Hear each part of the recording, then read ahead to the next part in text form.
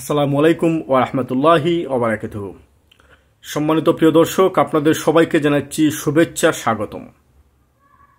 বাংলাদেশ আমার, বাংলাদেশ আপনার, বাংলাদেশ ২০ কোটি জনতার। এই বাংলাদেশকেই রক্ষা করার দায়িত্ব হচ্ছে আমাদের হাতে।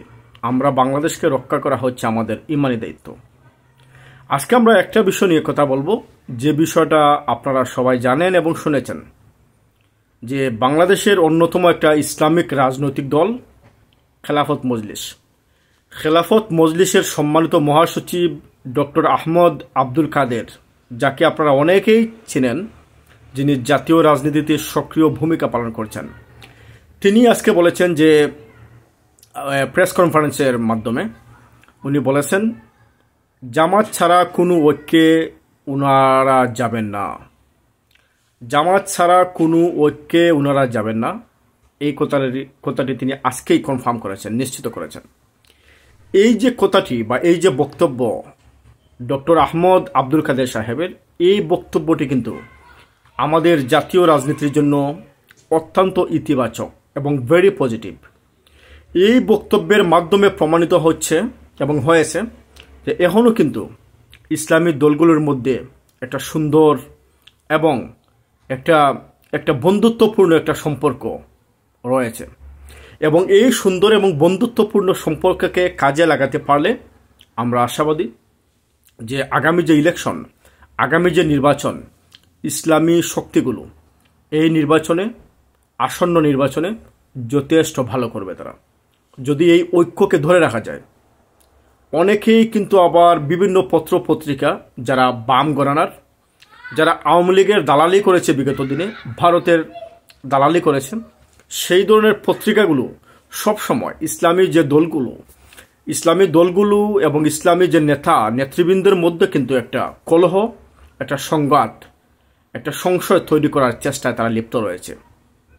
আজকে তারা কলামে, আজকে তারা হেডলাইনে, আজকে তারা নিউজে, ইউটিউবে, বক্তব্যে তারা বলেছে যে ইসলামী দলগুলোর মধ্যে কোনো ঐক্য হবে না। কিন্তু খেলাফত মজলিসের সম্মানিত মহাসচিব ডক্টর আহমদ আব্দুল কাদের এটা একেবারেই পরিষ্কার করে দিয়েছেন যে জামাত ছাড়া কোনো ঐক্যে তারা যাবেন না।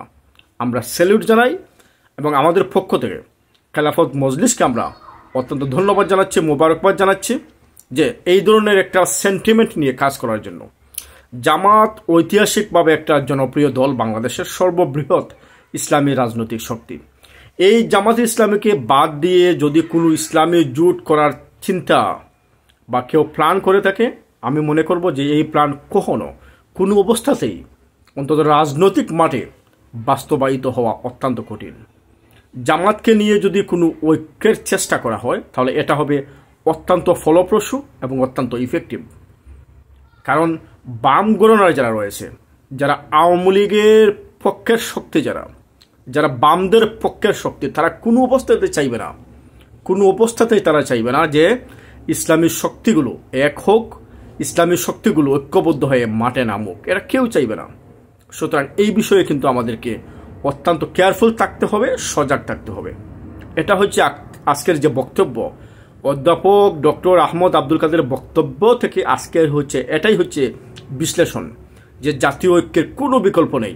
ইসলামী দলগুলো যদি সত্যিকার অর্থেই ঐক্যবদ্ধ হতে পারে, দাঁড়িয়ে যেতে পারে, তাহলে বাংলাদেশে বিপ্লব হোক আর না হোক, আমি বলবো না যে ইসলামী শক্তিগুলো দাঁড়িয়ে গেলে বিপ্লব হয়ে যাবে, আমি এরকম কিছু বলবো না। তবে একটা difference, it will make a difference. এটা একটা ডিফারেন্স ক্রিয়েট করবে, একটা ডিফারেন্স তৈরি করবে। এটা definitely, there is not out about this, যে ইসলামী শক্তিগুলো যদি সত্যিকার অর্থেই তারা সব কিছু বলে, ভেদাভেদ বলে যদি এক হয়ে যায়, ঐক্যবদ্ধ হয়, বাংলাদেশের রাজনীতির মাঠে একটা পরিবর্তন আসবেই। এই জন্য ইসলামী দলগুলোকে উদার মন মানসিকতা নিয়ে এখানে আসতে হবে। সংকীর্ণ মন মানসিকতা নিয়ে এখানে আসলে হবে না, উদার মন মানসিকতা নিয়ে এখানে আসতে হবে। আমি খেলাফত মজলিসকে ধন্যবাদ জানাই।